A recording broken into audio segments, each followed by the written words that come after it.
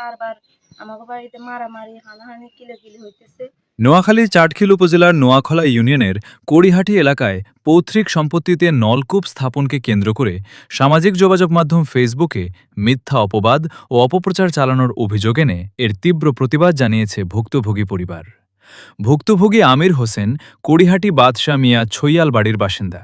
এ ঘটনায় তিনি তার ফুফাতো ভাই শামসুল হকের ছেলে রুহুল আমিন, নূর আলমের স্ত্রী মমতাজ বেগম ও মেয়ে মারজাহানকে অভিযুক্ত করেছেন। আমির হোসেন অভিযোগ করে বলেন, গত কয়েকদিন ধরে তার ও তার পরিবারের বিরুদ্ধে ফেসবুকে পরিকল্পিতভাবে মিথ্যা অপবাদ ও অপপ্রচার চালানো হচ্ছে। তিনি এসব অভিযোগকে সম্পূর্ণ ভিত্তিহীন দাবি করে এর তীব্র নিন্দা ও প্রতিবাদ জানান। তিনি আরও বলেন, পৈতৃক সম্পত্তিতে নতুন ঘর নির্মাণের সময় রুহুল আমিনদের সঙ্গে কথা কাটাকাটির ঘটনা ঘটে। পরে উভয় পক্ষ থানায় অভিযোগ দায়ের করলে পুলিশ প্রশাসন, স্থানীয় ইউপি সদস্য এবং এলাকার গণ্যমান্য ব্যক্তিদের উপস্থিতিতে বৈঠকের মাধ্যমে বিষয়টি আপস মীমাংসা করা হয়। তিনি দাবি করেন, রুহুল আমিনদের চলাচলের সুবিধার্থে নিজের জায়গা ছেড়ে দিয়ে তিনি আরও উত্তরের সীমানা নির্ধারণ করেছেন। আদালতে বিচারাধীন একটি মামলার প্রসঙ্গ উল্লেখ করে আমির হোসেন বলেন, খতিয়ান সংক্রান্ত একটি মামলা বর্তমানে আদালতে বিচারাধীন রয়েছে। তার অভিযোগ, রুহুল আমিন তার পৈতৃক ৫% জমি জোরপূর্বক দখল করে ভোগ দখল করছেন। আমি এখানে বসাইছি আমার যদি তোরা পানস জায়গা তাহলে আমি যখন তা উঠে দিই আর আমি বার হইলে আমার কল আমার জায়গা তাই। আমির হোসেনের পুত্রবধূ ফাতেমা আক্তার বলেন, বসতঘরের ভেতরে একটি নলকূপ স্থাপন করে বাইরে ব্যবহারের জন্য পানির লাইন স্থান পাকা করার সময় রুহুল আমিন, মমতাজ বেগম ও মারজাহান বাধা দেন। পাশাপাশি তারা এলাকায় এবং ফেসবুকে তাদের পরিবারের বিরুদ্ধে মিথ্যা অপপ্রচার চালাচ্ছেন। এমনকি স্থানীয় সালিশকারী রুবেলকেও সন্ত্রাসী বলে আখ্যায়িত করা হয়েছে, যা সম্পূর্ণ মিথ্যা বলে দাবি করেন তিনি। কাগজপত্র নিয়ে ওনারা বসে, এখানে আমাদের গ্রামের মান্যগণ্য লোক আছে, মেম্বার আছে, চেয়ারম্যান আছে, সবারই সাথে যদি বসে, এটা যদি ওনারা কাগজপত্রে ওনাদের জায়গায় ওনারা পায় তাহলে আমরা ছেড়ে দিব, আর আমরা পাইলে ওনারা ছেড়ে দেবে। আমরা চাই এটার একটা সঠিক সিদ্ধান্ত। ওনারা চাইতেছে আমাদেরকে উচ্ছেদ করে দেওয়ার জন্য। এখানে রবেল কাকা এখানে সুস্থভাবে সুন্দরভাবে বুঝাই বলে গেছে। ওনারা যখন আমার গায়ে হাত উঠেছে তখনও রবেল কাকাকে আমরা জানাইছি, মেম্বারকে জানাইছি, মেম্বার আসে নাই।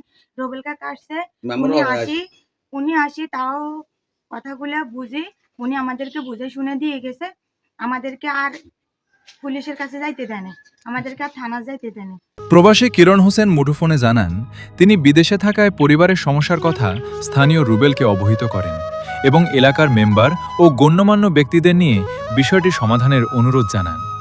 সেই অনুযায়ী রুবেল উভয় পক্ষের মধ্যে সমঝোতার চেষ্টা করেন, অথচ তার বিরুদ্ধেও সামাজিক যোগাযোগ মাধ্যমে মিথ্যা অপপ্রচার চালানো হয়েছে বলে অভিযোগ করেন তিনি। আমির হোসেনের মেয়ে শাহিদা আক্তার বলেন, তারা শুধু আমাদের পরিবারের ওপর অন্যায় ও নির্যাতনই করছে না, বরং আমাদের পক্ষে কেউ কথা বললে তার বিরুদ্ধেও ফেসবুক ও এলাকায় মিথ্যা অপবাদ ছড়াচ্ছে। আমরা এসব অপপ্রচারের তীব্র নিন্দা ও প্রতিবাদ জানাই এবং এর সুষ্ঠু বিচার দাবি করছি।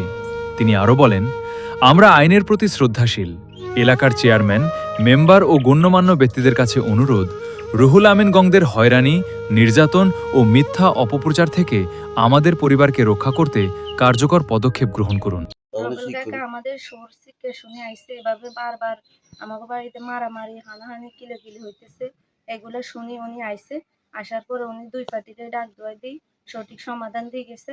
এখন উনি কইছিল যে ওদের বাপ দাদার সম্পদ ওরা এখন থাকুক আপাতত, যদি আপনারা পাওনা হন কাগজপত্রে আইন আদালতে, আমি রবেল আপনাকে জায়গা আপনাকে বুঝাই দিব।